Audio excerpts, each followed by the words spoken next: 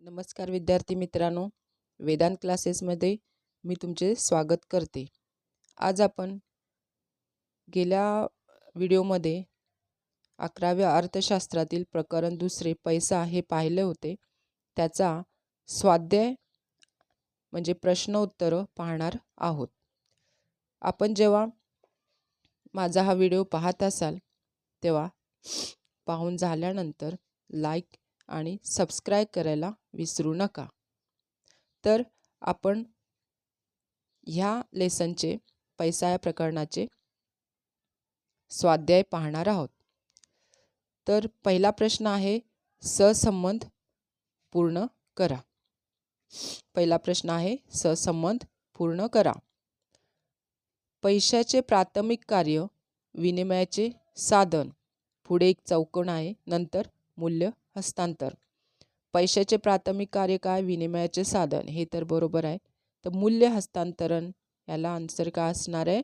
तर पैशाची दुय्यम कार्ये. तुम्ही लिहून घ्या, डायरेक्ट लिहून घेतलं तर बरंच होईल. पैशाची प्राथमिक कार्ये विनिमयाचे साधन आणि पैशाची दुय्यम कारणे मूल्य हस्तांतरण. दुसरा प्रश्न आहे, पत पैशाचा आधार पैशाची दुय्यम कार्य विलंबित देणी देण्याचे साधन. पत पैशाचा आधार याचा आन्सर आहे पैशाची अनुषंगिक कार्ये. पत पैशाचा आधार पैशाची दुय्यम कार्ये विलंबित देणी देण्याचे साधन. तिसरा, वस्तू पैसा शंख शिंपले आणि क्रेडिट कार्ड काय असणार आहे? मग प्लास्टिक पैसा. आपण पाहिलं होतं, क्रेडिट आणि डेबिट कार्ड असेल तर काय असणार आहे? प्लास्टिक पैसा. 4, विभाज्यता कमी मूल्यामध्ये विभागणी आणि पुढे 4 काय असणार आहे? आन्सर पैशाचे स्थलांतर करणे सोपे होते म्हणजे काय असणार आहे? कागदी पैसा. वस्तू विनिमय 5 नंबर आहे. वस्तू विनिमय. वस्तू आणि आधुनिक पैसा किंवा आधुनिक अर्थव्यवस्थामध्ये काय असणार आहे? पैसा. म्हणजे या 4-5 प्रश्नाची उत्तरं काय असणार आहे? पहिल्याचं असणार आहे पैशाची दुय्यम कार्ये, दुसऱ्याचं असणार आहे पैशाचे अनुषंगिक कार्ये, तिसरा असणार आहे प्लास्टिक पैसा, 4 नंबर असणार आहे कागदी पैसा आणि 5 नंबर पैसा. प्रश्न क्रमांक 2 आहे, योग्य आर्थिक पारिभाषिक शब्द सांगा. 1 नंबर आहे, वस्तूची वस्तूशी केलेली देवाणघेवाणीची क्रिया म्हणजे वस्तू विनिमय. तुम्ही लिहून घ्यायचं आहे. याचा आन्सर काय आहे? वस्तू विनिमय. वस्तूची वस्तूशी केलेली देवाणघेवाणीची क्रिया.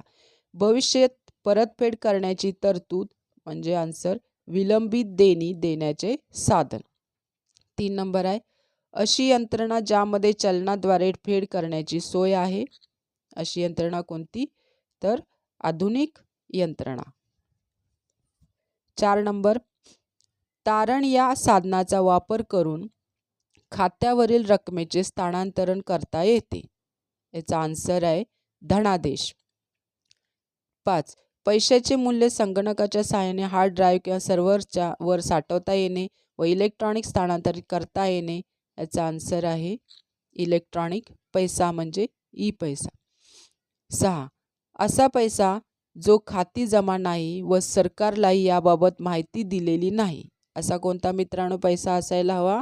तर काळा पैसा. प्रश्न क्रमांक 3, योग्य पर्याय निवडा. पैशाच्या उत्क्रांतीनुसार क्रम लावा. आता इथे आपल्याला 4 ऑप्शन दिलेले आहेत. त्याच्यातला दुसरा ऑप्शन बरोबर असणार आहे, कारण पहिला कोणता असणार आहे? पशु पैसा, नंतर वस्तू पैसा, नंतर धातू पैसा आणि लास्टला असणार आहे धातूची नाणी. तर 2 नंबर, पैशाच्या उत्क्रांतीनुसार क्रम लावा. याच्यामध्ये पण 4 ऑप्शन दिलेले आहेत आपल्याला. त्याच्यामधला 1 नंबर आपला बरोबर आहे. पहिला कोणता असणार आहे? कागदी पैसा, नंतर पत पैसा, नंतर प्लास्टिक पैसा आणि त्याच्यानंतर शेवटी कोणता असणार आहे? इलेक्ट्रॉनिक पैसा. म्हणजे ऑप्शन नंबर 1 पर्याय आपला बरोबर असणार आहे. प्रश्न क्रमांक 4, खालील उदाहरणाच्या आधारे संकल्पना ओळखून ती स्पष्ट करा. आता अशा प्रकारच्या प्रश्नांना 2 मार्कासाठी विचारलं जातं. याच्यामध्ये एक संकल्पना ओळखण्यासाठी 1 मार्क असतो आणि ती स्पष्ट करण्यासाठी 1 मार्क असतो. आता पहिला प्रश्न आहे, वसंत शेठ त्यांच्या दुकानातील कोळसा शेतकऱ्यांना त्याच्या धान्याच्या बदल्यात देतो. आता इथं काय असणार आहे मित्रांनो, तर वसंत शेठ दुकानात कोळसा हा धान्याच्या बदल्यात देतो, म्हणजे दोघाकडे पण काय आहेत, वस्तू आहेत, वस्तू विनिमय. 2 नंबर, बबनराव त्यांचे पैसे राष्ट्रीयकृत बँकेत ठेवतात.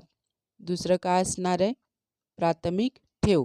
चारूने तिच्या लहान भावासाठी डेबिट कार्ड वापरून शर्ट खरेदी केला.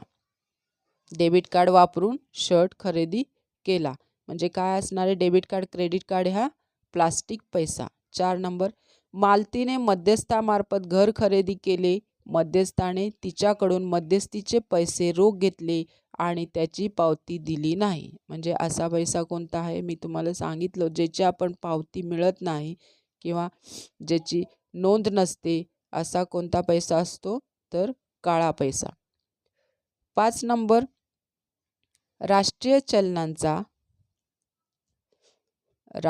चलनांचा अपव्यय अयोग्य वापर टाळण्यासाठी काही वेळेस प्रचलित चलन प्रतिबंधित करण्यात येते. तर काळा पैशाला प्रतिबंध करण्यासाठी काहीतरी उपाययोजना आपल्या सर्व राष्ट्रांनी घेतलेली आहे. ती कोणती आहे, तर विमुद्रीकरण. विमुद्रीकरण म्हणजे काय, मी तुम्हाला गेल्या व्हिडिओमध्ये सांगितलंच होतं लेसन शिकवताना. त्याच पद्धतीने ह्याचं उत्तर असणार आहे, राष्ट्रीय चलनाचा अपव्यय अयोग्य वापर टाळण्यासाठी कोणत्या वेळेस प्रचलित चलन प्रतिबंधित करण्यात येते, ते कोणतं आहे, तर विमुद्रीकरण. आता प्रश्न क्रमांक 5 आहे. ह्या प्रश्नाला 4 गुण असणार आहेत. तर खालील विधानाशी सहमत असहमत आहात काय, सकारण स्पष्ट करा. आता सहमत असहमत ह्याच्यासाठी 1 मार्क असणार आहे आणि स्पष्ट करा त्याच्यासाठी 3 मार्क असणार आहेत. तर असे प्रश्न, जास्त मार्काचे प्रश्न चांगले आणि व्यवस्थित तुम्हाला लिहिता आले पाहिजे. प्रश्न पहिला आहे, वस्तू विनिमयात कोणत्याही अडचणी दिसून येत नाहीत. आता हे काय, आता वस्तू विनिमयामध्ये अडचणी तर भरपूर असतात, हे आपण शिकलेलो आहे. त्यामुळे ह्या पहिल्या ह्याच्याशी आपण काय असणार आहे, असहमत असणार आहे. दुसरा आन्सर आहे, आधुनिक चलनाची अनेक चांगली गुणधर्म दिसून येतात. हे बरोबर आहे, ह्याच्याशी आपण सहमत आहोत. तर तिसरा, पैशाद्वारे अनेक कार्ये पूर्ण केली जातात. हे पण बरोबर आहे, आपण सहमत असं आन्सर असणार आहेत. पैसा इलेक्ट्रॉनिक माध्यमाद्वारे कुठेही सहज स्थानांतरित करता येतो. हे पण बरोबरच आहे, पैसा आपण कुठेही स्थानांतरित करू शकतो. सहमत. आता प्रश्न क्रमांक 6 आहे, खालील उतारा वाचून त्यावरील प्रश्नांची उत्तरे लिहा. खालील उतारा वाचून त्याच्या खालची प्रश्नांची उत्तरं लिहायची आहेत. 2 प्रश्न आहेत खाली. वरील व्यवहारात कोणकोणत्या प्रकारचे पैसे वापरले ते सांगा आणि त्यापैकी कोणतेही 2 प्रकारचे पैसे स्पष्ट करा. आता आपण हा उतारा वाचतोय बघा. गणेश बसने मॉलला गेला. त्याने तिकीट काढण्यासाठी वाहकाला 10 रुपयाचे नाणे दिले. मॉलमधून त्याने अनेक वस्तू घेतलेल्या वस्तूंचे पैसे देण्यासाठी त्याने क्रेडिट कार्ड वापरले, परंतु पैसे घेणाऱ्या माणसाने त्याला आम्ही फक्त डेबिट कार्ड घेतो असे सांगितले. गणेशचे डेबिट कार्ड घरी राहिल्याने त्याने रोख पैशाने देयक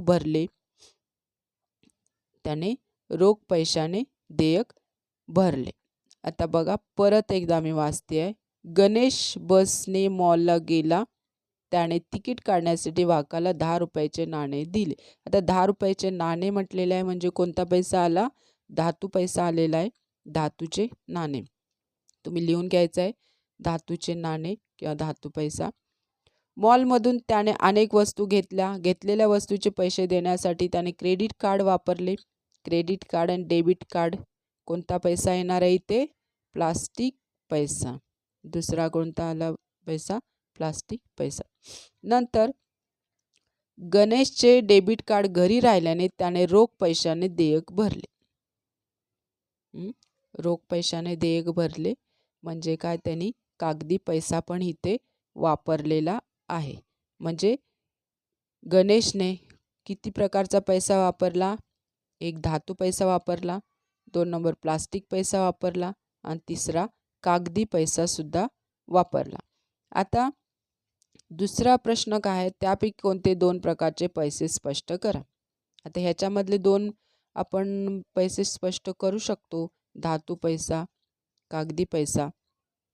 धातू पैसा आणि कागदी पैशाची माहिती तर तुम्हाला पुस्तकामध्ये आहेच, त्यामुळे सोपंच आहे, तर तुम्ही ती लिहू शकता. तर समजलं का मित्रांनो तुम्हाला? आणि तरी तुम्हाला काही शंका असतील तर तुम्ही मला डायरेक्ट कमेंटमध्ये मेसेज करू शकता आणि विचारू शकता. तुम्हाला समजलं असेल असं मी ग्राह्य धरतो. नमस्कार. धन्यवाद.